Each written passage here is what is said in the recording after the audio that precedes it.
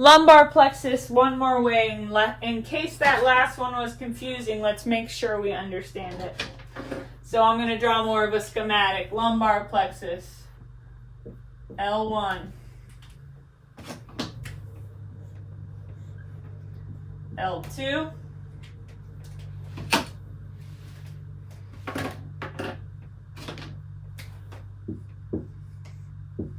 L3. That is dead. L4. Lumbar plexus, L1, L2, L3, L4. Let's learn its branches. L1 gives off bloop, bloop, 2 nerves in our lumbar plexus. So this is L1 until it branches and becomes ilio, hypo, gastric nerve, ilio, inguinal nerve, iliohypogastric, ilioinguinal, L1. L1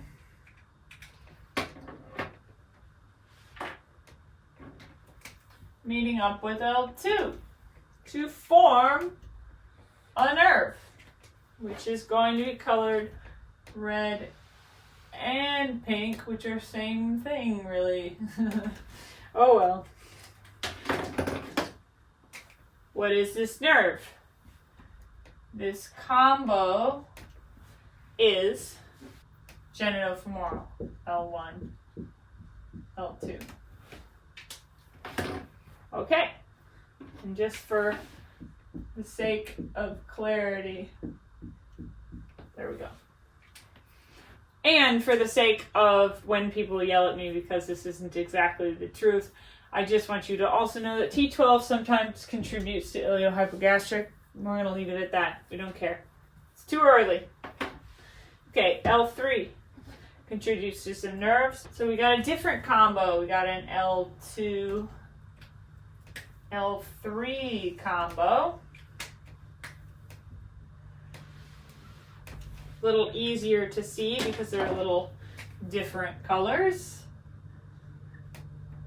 Unless you can't see colors, and then I apologize. That's why I'm labeling everything. Some people can't. Why'd they give that nerve such a long name? I will never understand that. Such a long name nerve. Lateral femoral cutaneous nerve of the thigh. L2, L3. Okay, so we basically went L1, L1, L1, L2, L2, L3. Now what? Now we get funky. L2, L3, which erased my other one. Fun fact.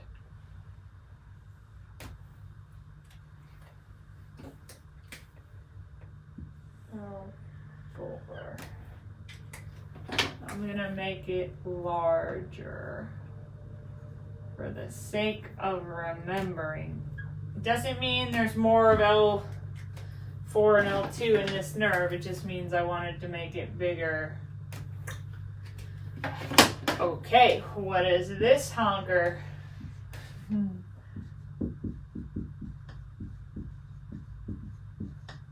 Femoral nerve, L2, L3, L4. Femoral nerve, L2, L3, L4. Obturator nerve, same levels, different story.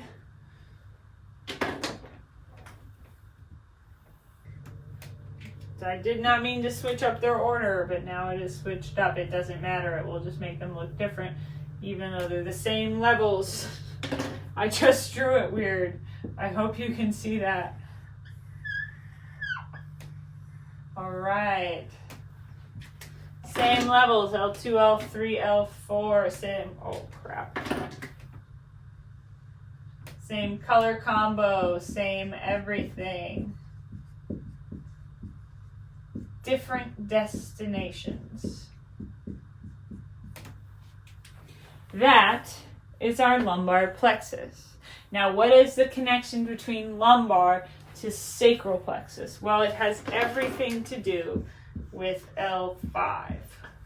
So when you learn this later in the semester, and maybe some of you will remember this video and come back to it, when you're in your posterior abdominal unit, this may become all of a sudden very helpful to you. Now, lumbosacral trunk is something you need to know.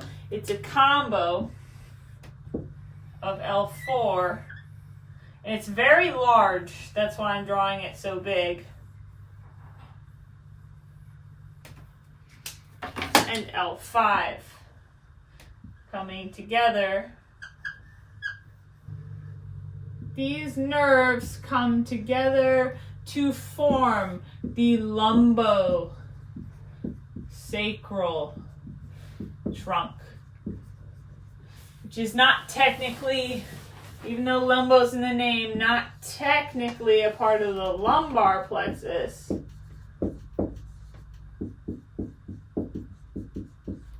But it does connect the lumbar plexus to the sacral plexus, which is the next plexus we're going to look at. So this is lumbosacral trunk, a combo of L4 and L5 running in a sheath together. Here we can see I froze the image so I could quickly address a concept that people miss, and I want to make sure that it's clear. The diaphragm, which is not in this image but would be located just superior to all the muscles drawn in, arcs over the posterior abdominal muscles at their superior edge and the structures in this area. So when it does this, we call those arcs ligaments. And there are 3 ligaments total. 2 are bilateral on both sides, and then 1 is in the very, very middle and therefore cannot be on both sides. Arcing over the superior edge of the transversus abdominis and the quadratus lumborum is the lateral arcuate ligament of the diaphragm. Arcing over the psoas major and minor if present, it's not in this image, is the medial arcuate ligament. Both lateral and medial arcuate ligaments you can see are on both sides, so they are considered bilateral. The last ligament is found centrally, arcing over the abdominal aorta as it traverses through the diaphragm from the thorax. Sides of this arch are made up of the crus of the diaphragm and is called the median arcuate ligament. Median means most middle, so this is a single arc in the midline of the body. Okay. So I'm starting to lay the groundwork for this sort of nerve walkthrough we're going to do. So I want to point out some things before we go any further so that it's not all at once, here's all the things. This is the posterior abdominal wall drawn on the whiteboard where you can see the vertebra and the sacrum, which you would not normally be able to see. It's a little bit of a strange view. We've basically cut the entire front part of the abdomen off, thrown it away, and this is what we're left with, which is essentially the muscles of your posterior abdominal wall. This plexus, this lumbar part of the plexus, has much more to do with this area than it does to do with your lower limb. There are 2 main nerves that go to your lower limb from this area, 3 if you count the cutaneous nerve. The rest of them really aren't involved with the lower limb. So I'm going to give you some context, then we're going to get into it. The context is on this side, I'm going to actually label the muscles because some of these muscles actually are in your lower limb. Two of these muscles combine to form one very deep muscle in your lower limb. So we'll start here. This is what we call psoas major. Psoas major is this big muscle that attaches to your lumbar spine and then combines with another muscle in this area that we can see right here, sitting in our iliac fossa on both sides. This one is just the most superficial from this view, so it's covering it up. That is psoas major, a major hip flexor. This is the muscle you're actually working out when you do ab crunches, because you're really just flexing at your hips. So, fun fact. This muscle, and I guess I'm not going to label it on this side, but it's the same muscle. Iliacus. This is the iliacus. This is the psoas major. When they come together, attached to the femur,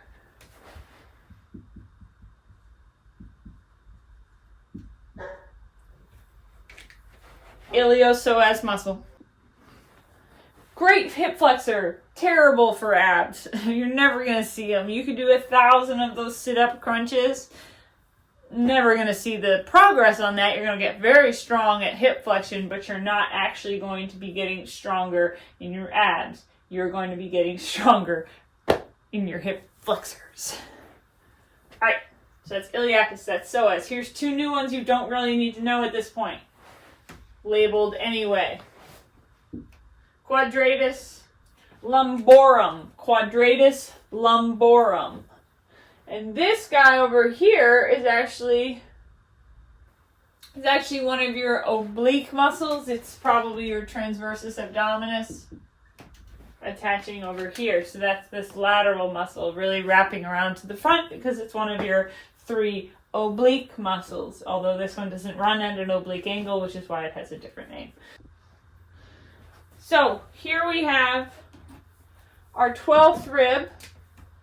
That's the last one, T12, 12th rib, floating rib, very near quadratus lumborum, that is going to have a nerve coming out just beneath it. Kind of like this. That is one of the nerves that we usually talk about in this plexus. That is going to be our number 1. Number 1.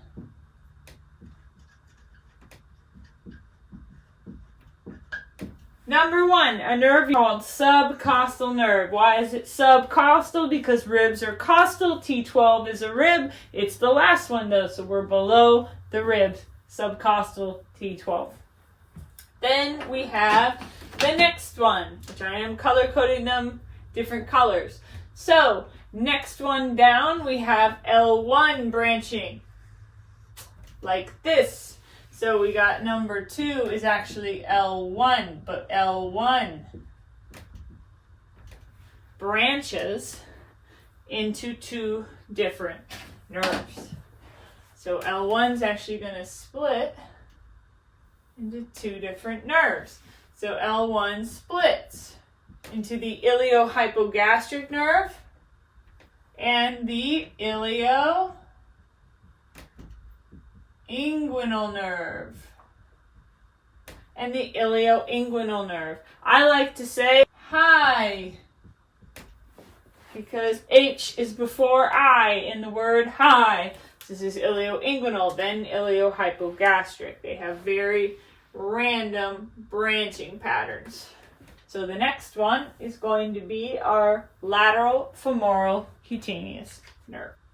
L2, L3 come together. This is supposed to be pink. It is definitely not. L2, L3 come together, form this nerve, which runs across iliacus out into the lateral portion of your thighs. This is lateral femoral cutaneous. Lateral femoral cutaneous nerve. Lateral femoral cutaneous nerve. Lateral femoral cutaneous nerve is made up of L2 and L3. Goes to the thigh. Skin in the thigh, because it's cutaneous, it goes to skin in the thigh. Okay, good. Thought we weren't recording for a second there. It's like, oh my god, I'm gonna have to do it all again. Which would be hard because I'd have to redraw the whole thing. This is really a one-take wonder. Now I put lateral femoral cutaneous on this side because I wanted to put the other one that actually comes off before it. But it doesn't look that way in lab. So this lateral femoral cutaneous nerve actually comes off after this because this nerve is made up of L1 and L2. So I'm going to put L1 and L2 come together and runs right on top of the psoas. It gives off a genital branch and a femoral branch. So this nerve I just drew, number 4, El Cuatro, number 4, runs on top of the psoas major. This is the genitofemoral nerve. Genitofemoral nerve, L1, L2. So the first one's L1, the second one's L1, L2, the third, well, I skipped this one, but off of our lumbar plexus, the first two nerves are made up of L1.